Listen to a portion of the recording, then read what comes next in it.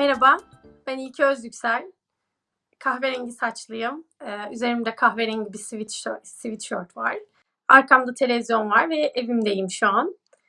Modern pentatlon branşında ülkemizi olimpiyatlarda ilk kez temsil eden, dünya ve Avrupa şampiyonluğu olan, 7 tane dünya rekoruna sahip ve uluslararası arenada birçok madalyası olan milli bir modern pentatletim.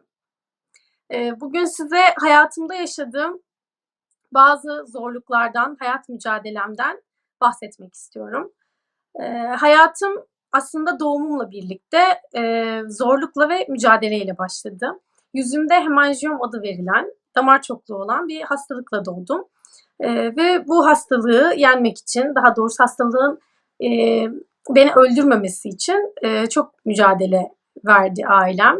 Ben de aynı şekilde. Hastalığın ilerlemesi durduktan sonra hemanjiyomumla birlikte yaşamayı öğrenmem gerekiyordu. İlk kez ana sınıfında topluma karışmaya başladıktan sonra bunun ne kadar zor ve mücadele gerektiren bir durum olduğunu öğrendim açıkçası. Toplumun bir kız çocuğu olarak ve kadın olarak toplumun oluşturduğu ve dayattığı bazı kurallara uymuyorsanız dışlanıyorsunuz. Bazı kalıplara uymanız gerekli kabul görmek için.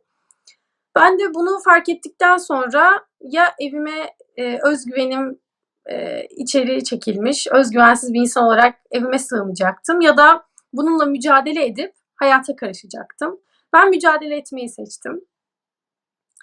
Ardından annemin ve ailemin teşviğiyle 6 yaşımdan itibaren sporla tanıştım. Ve hayatım ondan sonrası tamamen spor oldu. 9 yaşından itibaren profesyonel sporculuğa başladım lisanslı olarak. Ve ilk kez 9 yaşından itibaren modern pentatlonla tanışıp ilk milli üniformamı giyip İtalya'da dünya şampiyonu oldum ve benim serüvenim başlamış oldu. Modern pentatlon dünyanın en zor spor dallarından birisi.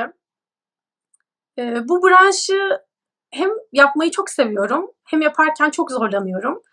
Ama mücadele etmeyi çok sevdiğim için galiba severek hala ve isteyerek devam ediyorum. Başarıyı da yakaladığım için benim için çok keyifli.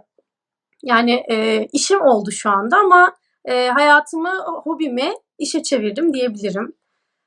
Modern pentatlonda da aynı hayatta ilk kez tanıştığım gibi birçok zorlukla karşılaştım. Sadece sporda değil özel hayatımda da zorluklarım devam etti tabii ki.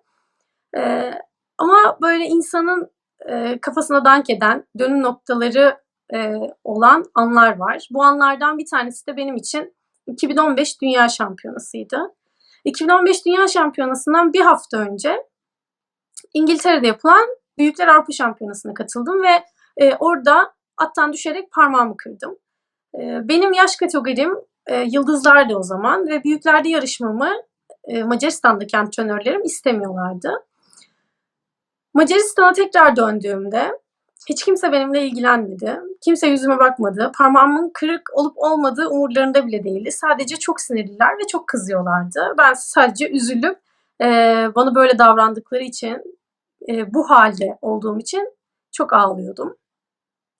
Ardından tek başıma Arjantin'e Dünya Şampiyonası'na gittim.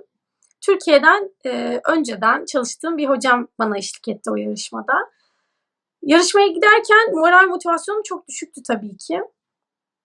Ama o an kendi içimden yarışmadan önce konuşurken kendime şunu söyledim. İlke, yarışma sonucunun yanına parantez açıp da İlke'nin parmağı kırıktı o yüzden 4. oldu yazmayacaklar. Ne olursa olsun elinden gelenin en iyisini yap ve bu yarışmayı kazanmaya odaklan. Bu yarışmayı kazanmak zorundasın. Ardından başladı. Modern pentatlon 5 farklı branş. Koşu, yüzme, atış, eskrim ve binicilik.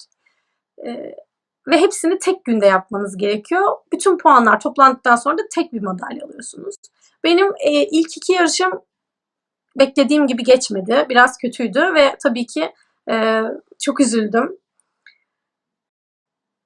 Moral olarak ve puan olarak rakiplerimden çok gerideydim.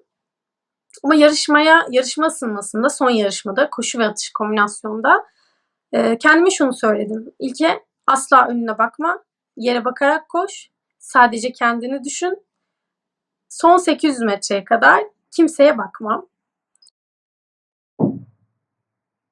Yarışmaya başladığımda rakiplerimle aramda 1 dakika vardı ve kapatmam çok zordu.